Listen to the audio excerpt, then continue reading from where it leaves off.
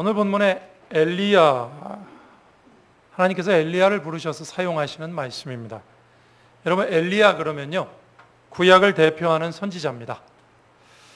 모세와 함께 신약에 보면 변화산에서 예수님 만나기 위해서 출연을 했었습니다. 그 얘기는 구약의 율법을 대표하는 사람이 모세라면 선지자를 대표하는 대표주자가 엘리야라는 뜻입니다. 대단한 사람이죠. 갈멜산에서 불로 성경에 나오는 스토리 가운데 가장 드라마틱하게 하늘에서 불이 내려와서 재물을 사르는 이스라엘 모든 백성이 보는 앞에서 그런 가장 드라마틱한 장면을 연출했던 사람입니다. 죽지 않고 승천했던 사람으로도 유명합니다. 성경에 두 사람이 죽지 않고 우리 예수님 제외하고 두 사람이 승천했지 않습니까? 그 중에 한 사람 엘리야입니다. 그래서 우리가 엘리야 그러면 참 대단한 사람이다 이렇게 생각합니다. 그러나 지금까지 말씀드린 것이 엘리야의 모습의 전부는 아닙니다.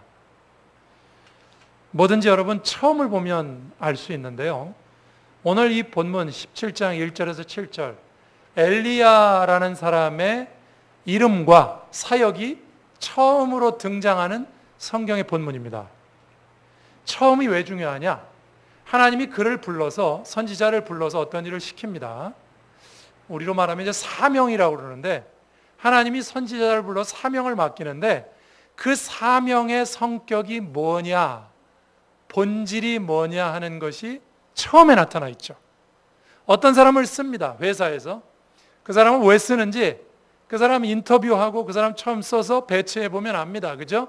이 사람을 어디에다가 쓰려고 그러는지 나타나는 거 아니겠습니까? 마찬가지로 하나님이 그를 부르시는 첫 장면을 보면 이 사람을 어떻게 쓰려고 하는가, 이 사람을 부르신 사명의 본질이 뭔가 분명히 나타납니다. 그게 처음이 중요해요. 그래서 오늘 저는 여러분과 엘리야를 부르시는 첫 장면을 통해서 그의 사명의 본질이 뭔가, 또 우리의 사명의 본질이 뭔가, 이것을 여러분 생각하려고 합니다. 우리는 뭐든지 결말만 기억하려고 하는 좋지 않은 버릇이 있어요. 어떤 사람 그러면 그 사람 처음에 어떻게 시작됐고 그 사람이 어떤 과정을 거쳐서 결말이 왔다 이렇게 해야 되는데 우리는 엘리야 그러면 갈멜산, 승천, 변화산 이런 것만 기억하지 그를 하나님이 왜 불렀고 그에게 맡기신 사명의 본질이 뭐였고 이런 걸 잘 생각하지 않습니다. 오늘 그에게 맡겨진 사명의 본질을 우리가 생각하면 의외의 것을 우리가 만나게 될 것입니다. 우리에게 주어진 사명이 뭐냐, 우리 삶의 본질이 뭐냐 하는 것도 이 본문에서 대답이 될 거라고 생각합니다. 첫 번째, 오늘 본문에 보면 선포와 기다림이 나타나 있습니다. 엘리야가 처음 등장하는 본문이라고 그랬죠. 그에게 주어진 첫 번째 임무가 나타나 있어요. 첫 번째 임무는 뭐냐? 1절입니다. 길르앗에 우거하는 디셉 사람 엘리야가 아합에게 나타났어요. 엘리야는 아합에게 뭔가를 전달하는 목적을 위해서 하나님이 그를 뽑은 사람이죠. 그가 가서 입을 벌려서 하는 첫 번째 말이 뭐냐 이겁니다. 내가 섬기는 이스라엘의 하나님 여호와께서 살아계심을 두고 맹세하노니 내 말이 없으면 수년 동안 비도 이슬도 있지 아니하리라. 자, 아합에게 가서 하는 첫 번째 말이 뭐냐? 선포하는 말이 뭐냐? 비가 내리지 않을 것이다 이겁니다. 근데 이렇게 선포하고요. 그 다음에 이제 뭘 합니까? 비가 내리지 않을 거다 이렇게 말했어요. 그럼 어떻게 해야 되죠? 비가 얼마나 안 내릴지 기다려 봐야 되죠. 그 말이 맞는지 틀리는지 기다려 봐야 할 거 아니에요. 그죠? 선포하고 그가 기다립니다. 언제까지? 하나님 말씀이 이루어질 때까지. 그래서 제가 이렇게 말하는 거예요. 그를 부르시고 그에게 맡긴 첫 번째 임무가 뭐냐? 말씀을 선포하게 하시고요, 당연히. 그리고 기다림을 갖게 하십니다. 그 기한이 정해져 있습니까? 여기 1절에 그럼 얼마 기다리면 비가 온다고 돼 있어요? 나와 있습니까? 정확한 시간이? 안 나와 있어요. 그냥 수년 동안. 수년이면 몇 년일까요? 우리는 성경을 아니까 3년으로 알고 있는데 여기는 정확하게 나와 있지 않아요. 자, 보세요. 여러분 이게 왜 중요하냐면 엘리야를 불러서 그에게 사명을 주시고 선포하게 하시는데 그 선포가 어떻게 응답되는지, 얼마 만에 응답되는지 몰라요. 가르쳐 주시지 않습니다. 언제 이루어지는지 그냥 기다립니다. 여러분, 정해지지 않은 시간을 무작정 기다리는 거 굉장히 어렵다 그럽니다. 똑같은 것도요. 예를 들면 우리가 감기가 걸렸어요. 한 사나흘 지나면 낫겠지. 우리 대충 알죠? 우리 경험상. 이렇게 알고 견디는 거 하고요. 병에 걸렸는데 이게 나을지 안 나을지 몰라요.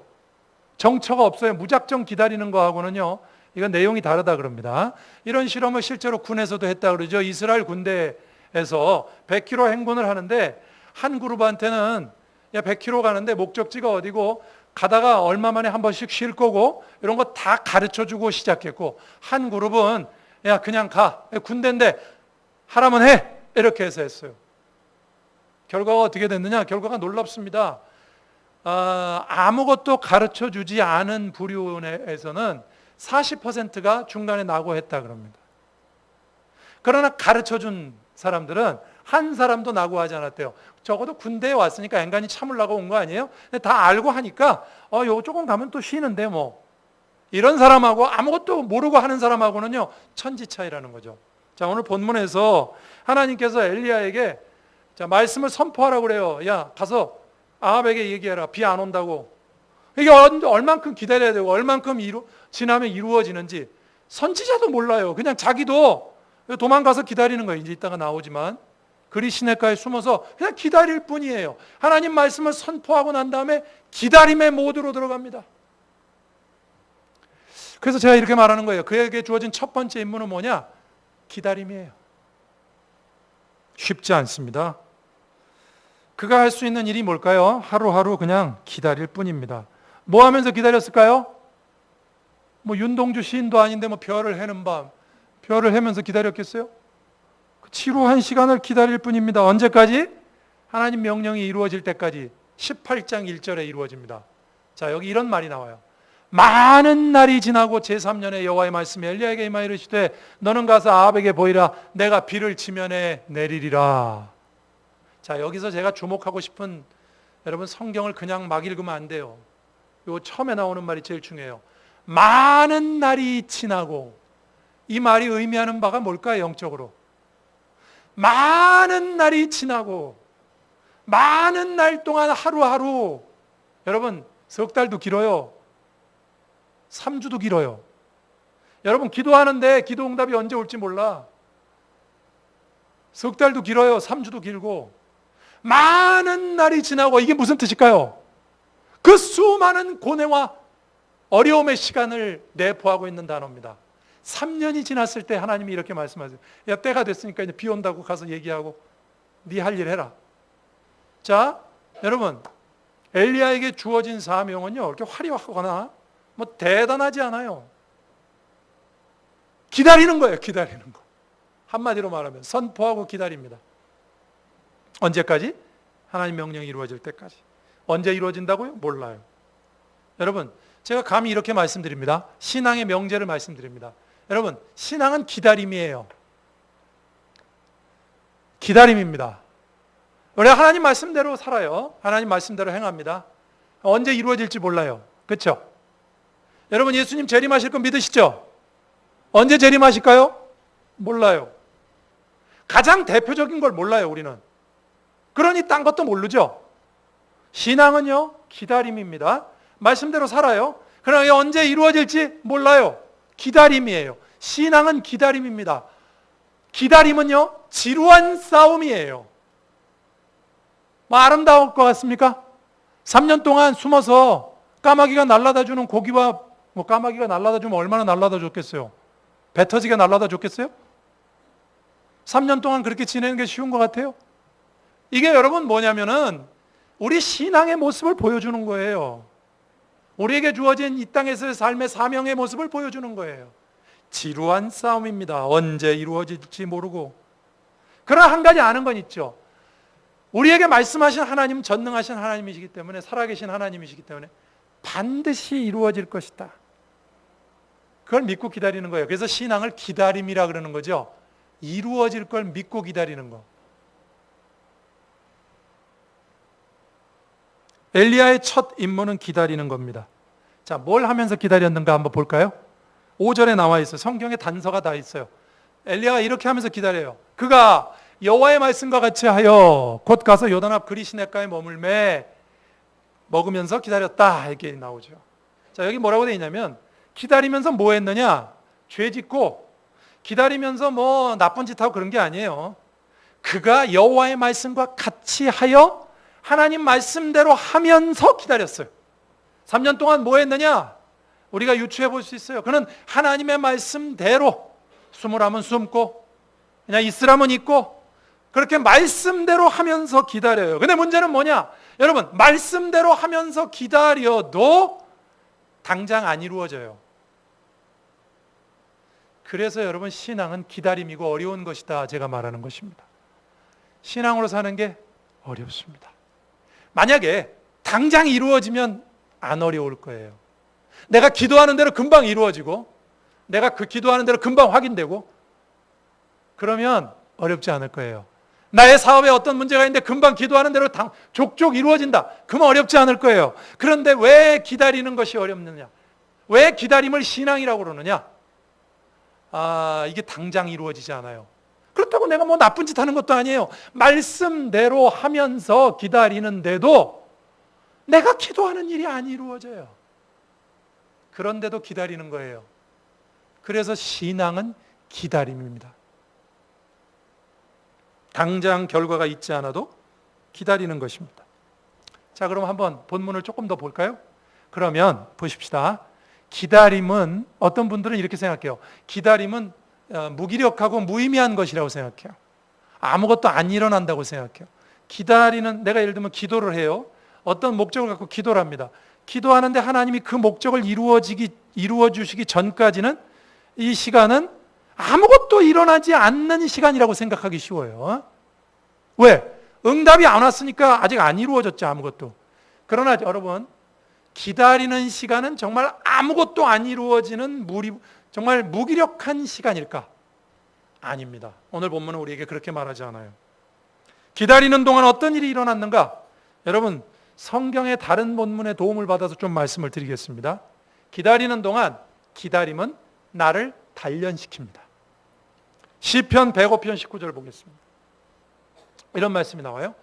여호와의 말씀이 응할 때까지라 그의 말씀이 그를 단련하였도다. 누구 얘기냐면 요셉 얘기예요. 요셉을 애굽에 보냈어요. 그런데 애굽에 간 다음에 17세 때 팔려가서 13년 동안 감옥에 갇히고 착고에 차이고 언제까지냐? 여호와의 말씀이 응할 때까지라. 그는 하나님 앞에 꿈을 받았어요. 그렇죠? 그 꿈이 이루어질 걸 기다리고 있어요. 그 기다리는 동안 어떤 일이 그에게 발생했느냐? 여호와의 말씀이 응할 때까지 그는 단련을 받았어요. 감옥에 들어가고 잡혀가고 어려운 일을 당했어요. 근데 여기 이런 표현을 합니다. 그 말씀이 응할 때까지 그 말씀이 그를 단련했다 그래요. 이 단련했다는 말은요, 재련소에서 쓰는 단어입니다. 불순물 제거할 때 쓰는 단어예요. 순금 만들 때 쓰는 단어입니다.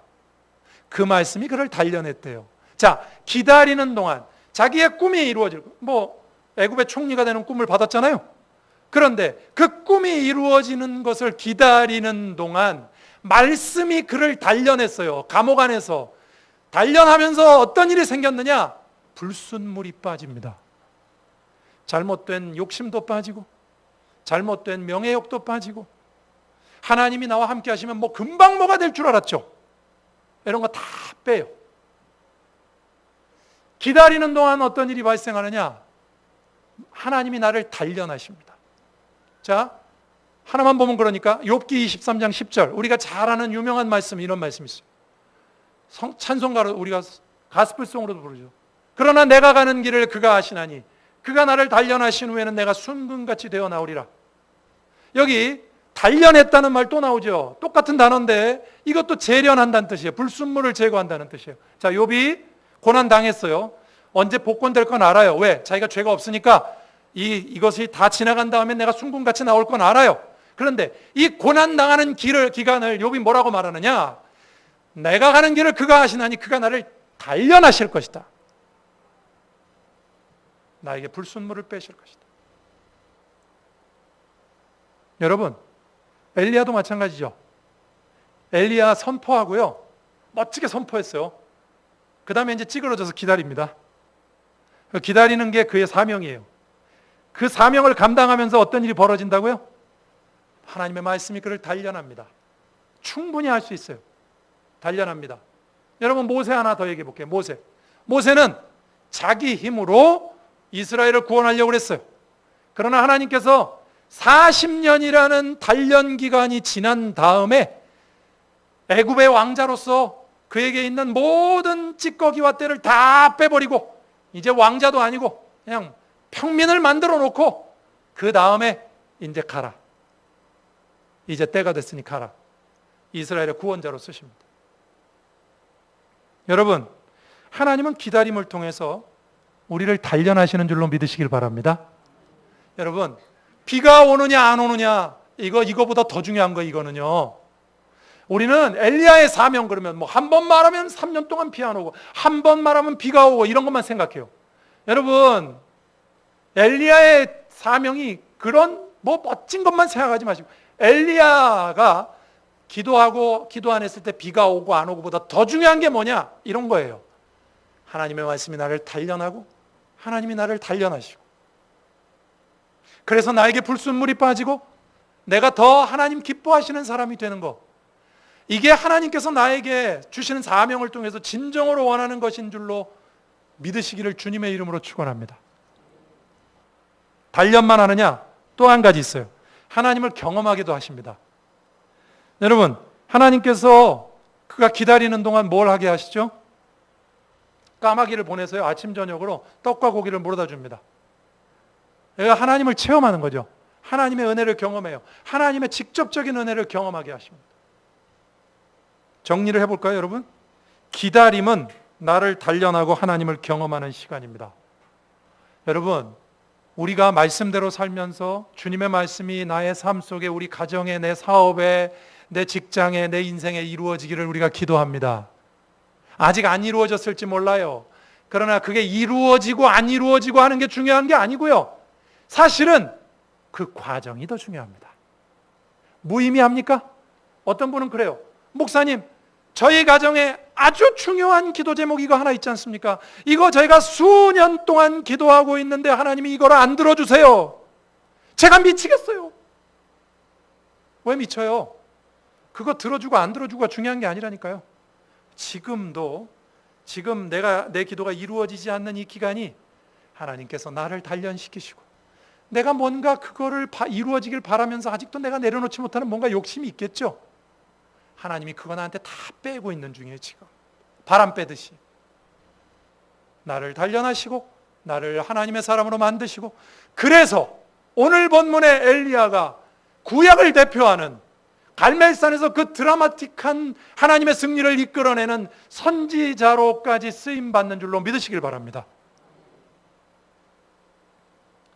성도 여러분, 기다림은 아무 일도 일어나지 않는 무의미한 시간이 아닙니다. 우리를 단련하시고 우리를 하나님의 사람으로, 더 온전한 사람으로 세우시는 하나님의 놀라운 시간으로 믿으시기를 주님의 이름으로 축원합니다. 그렇게 믿고 기다리시기 바랍니다. 기다림은 무의미하지 않습니다.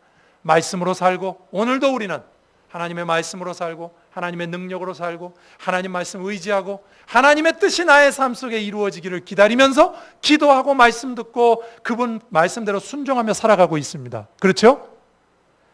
그러나 아직 어떤 것이 이루어지지 않았다 할지라도 여러분 기대하시기 바랍니다. 하나님께서 나를 단련하시고 하나님께서 나를 하나님의 사랑으로 세워가시고 하나님의 은혜를 체험하게 하시는 중이다. 그 기대와 소망으로 기다리시는 믿음의 사람들 되시기를 주님의 이름으로 축원합니다. 선포와 기다림, 첫 번째 임무였어요. 그의 임무. 두 번째 임무는 뭐냐? 선포와 도망입니다. 두 번째 임무는요, 도망가는 겁니다. 자, 엘리야가 선포했어요. 선포하고 난 다음에 어디로 갑니까? 도망갑니다. 3절.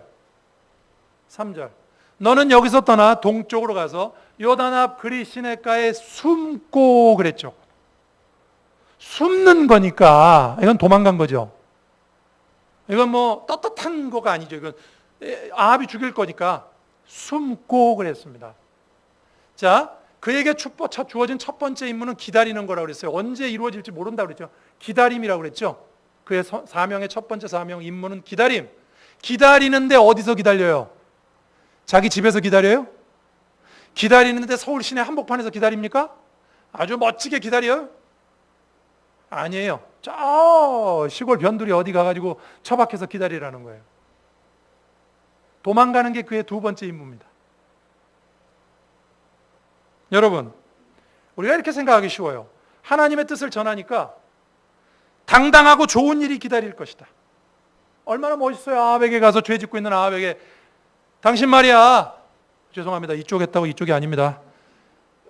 이 손가락을 잘해야 된다고 그러더라고요. 그래서 당신 말이야. 하나님이 말씀하시는데 까불지 말어. 비 안 와. 이렇게 하고요. 딱 얘기하고요. 당당하게 이렇게 기다릴 줄 알았죠. 말하는 것까지는 좋았어요. 근데 아합이 죽이려고 그래요. 하나님이 안 도와줄 것 같아. 도망가야 돼. 도망가서 기다립니다. 목숨이 위태하기 때문에 도망갑니다. 여러분, 신앙은요, 이 세상에서 결코 영광의 길이 아닙니다. 인간적으로 드러나고 인정받고 생생나는 길이 아니에요. 신앙대로 살면 내가 하나님의 말씀대로 살고 말씀을 선포하고 말씀대로 행하면 다 보란듯이 세상에서 내가 성공하고 보란듯이 모든 일이 다 잘 되고 내가 원하는 대로 생색이 나고 절대 그렇지 않습니다. 살아보셔서 아시잖아요. 여러분, 우리가 사는 세상은 악한 세상이에요. 그렇죠? 죄가 많은 세상이에요. 죄가 많은 세상, 내가 죄가 많은 환경 속에서 올바르게 살려 그러면 나에게 어려움이 있는 건 당연한 거예요. 그렇죠? 내 주변이 다 잘못됐는데 나는 잘 해보려고 했어요. 그런데 나한테 아무 어려움도 없어요. 그럼 뭔가 이상한 거죠. 다 썩었는데 나만 안 썩으려고 그러는데 나한테 아무 일도 없다. 그러면 뭔가 이상한 거예요. 안 썩은 것 같이 보이는 썩은 거죠. 세상 가운데 죄가 많은 세상 속에서 하나님의 뜻을 드러내는 것이 우리의 사명이기 때문에요. 여러분, 하나님의 사명을 이루는 것은 세상 속에서 근본적으로 생색이 나는 일이 아니에요. 인정받고 잘 되고 이건 우리 욕심이에요. 욕심. 사실 그런 거 빼려고 하나님이 기다리게 하시는 거죠. 선지자에게. 우리가 신앙생활하면서 그런 욕망이 우리에게 있잖아요. 생색이 났으면 좋겠다. 보란 듯이 성공했으면 좋겠고 쓰임 받았으면 좋겠고 저도 목사인데 어디 가서 내가 말씀 한번 전하면 말이죠. 3,000명씩 믿고 기도하면 병자가 무조건 낫고 하나님이 나를 부르셨으니 좀 보란 듯이 생색나게 쓰시면 좀 보기 좋아요. 근데 여러분, 현실은 어떻습니까? 신앙생활 한다고 여러분 신앙이 생색이 나던가요? 사람들에게 인정받을 만한 일들이 그때그때 벌어지던가요? 아니, 오히려 세상 사람보다 못하다 싶은 때가 더 많지 않던가요? 오늘 본문에 보면요, 여러분, 그는 그리 시냇가에 숨습니다. 그죠? 이 그릿이라는 말이 무슨 뜻인 줄 압니까? 분리, 단절이라는 뜻이에요. 이게 아마 두 지역 간의 가운데 흐르는 시냇물이었던 것 같아요. 그래서 그런 일이 붙여진 것 같은데 성경 말씀은 그냥 넘길 말씀이 없죠. 왜 하필 그릿, 단절이라는 의미를 가진 시냇가에 숨으라고 하실까? 저는 영적으로 의미가 있다고 생각합니다. 세상과 단절돼요. 하나님만 바라라는 뜻 아니겠습니까? 이 숨는다는 말이 세상의 영광으로부터 숨어서 하나님만 바라보라는 그런 말씀 아니겠습니까? 하나님께서 하시는 일이 그냥 하시는 일이 있겠습니까? 우리가 이렇게 말할 수 있어요. 주님 앞에. 잘 들어보세요. 저와 여러분이 하는 말이에요. 저도 이런 식의 볼멘 소리를 하나님 앞에 나름 했던 적이 있었어요. 들어보세요. 주님, 이게 뭡니까? 불러놓고 숨으라니요. 보란 듯이 쓰셔야죠. 언제까지 숨어 있어야 됩니까? 내가 뭐 죄 졌습니까? 이러려면 뭐하러 부르셨어요? 하나님 직접 하시지. 이게 여러분 우리 신앙의 큰 시험입니다. 하나님, 왜 이렇게 쓰십니까? 요 모양 요 꼴로 쓰십니까? 여러분, 이게 두 번째 사명입니다. 이 두 번째 사명이 우리에게 무엇을 말해주고 있습니까? 신앙은 하나님만 바라보고 세상의 모든 것으로부터 숨는 것인 줄로 믿으시길 바랍니다. 사실 세상의 것으로부터 숨을 때 명예와 돈과 이런 말씀 있잖아요, 성경에. 하나님과 돈을 겸하여 섬길 수 없다. 돈이라는 건 세상을 대표하는 대표주자죠. 왜 겸하여 섬길 수 없을까요? 그러니까 둘 중에 하나밖에 안 되는 거예요. 병행은 안 되는 거예요. 그러니까 돈을 놔야, 그러니까 돈이 없이 산다는 말이 아니고 돈을 놔야 하나님이 보이는 거예요. 제가 이거 별로 불교에서 나온 책이라 좋아하진 않습니다. 제목은 좋아해요. 멈춰서면 비로소 보이는 것들. 들어보셨죠? 불교에도 진리의 단면이 있어요. 세상 모든 종교에는 진리의 단면이 있어요. 하나님이 계신 건 아니지만 진리의 단편을 갖고 있기 때문에 그런 소리를 합니다. 멈춰서면 비로소 보인대요.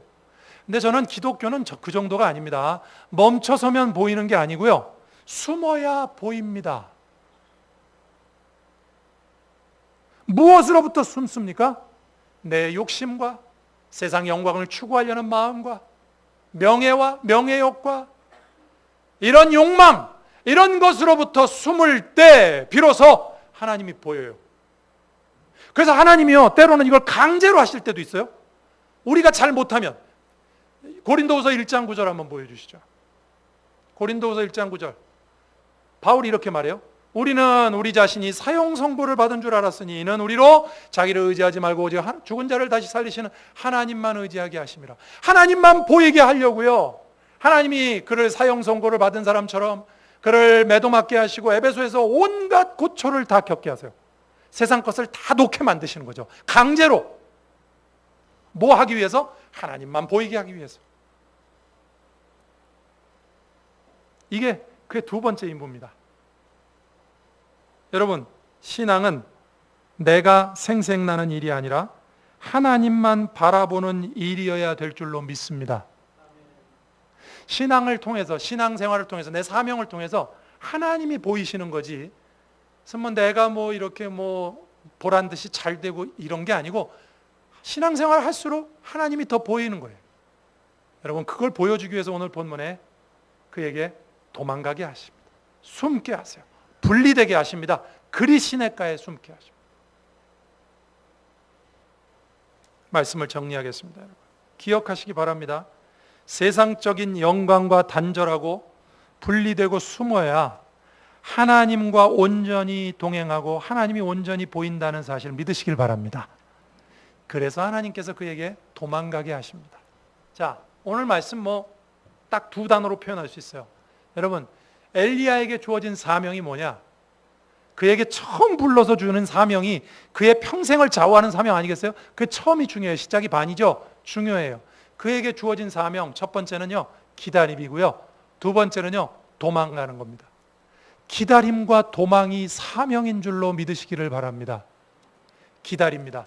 주의 말씀이 나를 단련하고 나에게서 불순물을 제거하고 그래서 하나님의 온전한 사람이 설 수 있도록 하나님께서 나를 기다리게 만드시는, 기다리게 하시는, 여러분, 그것이 우리 신앙의 사명이고 여러분 삶의 사명인 줄로 믿으시길 바랍니다. 또 도망하는 것이 사명입니다. 무엇으로부터 도망합니까? 세상의 욕심으로부터, 나의 명예욕으로부터 도망갑니다. 그래서 하나님만 보게 만드는 것, 그에게 주어진 사명입니다. 여러분, 오늘도 기다림과 도망이 우리에게 주어진 진정한 사명임을 믿고 세상으로부터 여러분을 분리하셔서 하나님만 바라보고 하나님만 기다리시는 귀한 성도들 되시기를 주님의 이름으로 축원합니다. 기도하시겠습니다. 이 시간 기도하실 때 주여, 기다림과 도망이 우리의 사명인 줄로 믿습니다. 하나님, 우리는 더 큰 거 기대하고 더 영광된 것 기대하고 더 멋진 것 기대하지만 사실 하나님, 기다림을 통하여 나를 단련하시고 도망가는 것을 통하여 하나님만 보게 하시는 그것이 진정한 선지자의 사명이요 우리의 사명인 줄로 믿습니다. 주여, 우리가 신앙을 곡해하지 않고 그 사명을 감당케 해달라고 이 시간 한번 간절히 기도하는 시간 갖겠습니다. 기도합니다. 하나님 아버지, 감사합니다. 오늘도 주님 앞에 나와 믿음의 고백을 드립니다. 기다림과 도망이 우리의 사명인 줄로 믿고